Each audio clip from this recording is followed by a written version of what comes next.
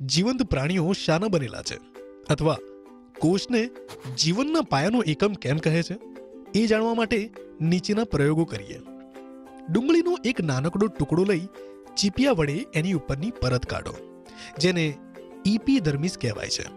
એને આપણે સ્લાઇડ પર મૂકી સેફ્રેનિન વડે કલર કરી માઇક્રોસ્કોપમાં જુઓ. આપણે ડુંગળીનું બંધારણ આ આકૃતિ પ્રમાણે જોઈ શકીએ છીએ.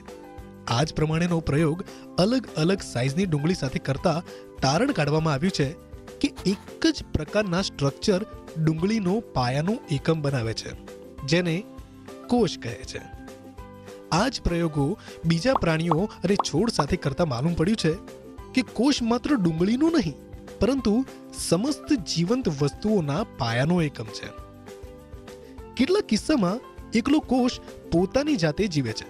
દાખલા તરીકે અમીબા, પેરામિસિયમ, બેક્ટેરિયા કે જેમને એક કોષી જીવ કહેવાય છે. કોષની ઉપરની થયેલી કેટલીક મહત્વની શોધ. 1665માં રોબર્ટ હુકે પહેલીવાર કોષની શોધ કરી.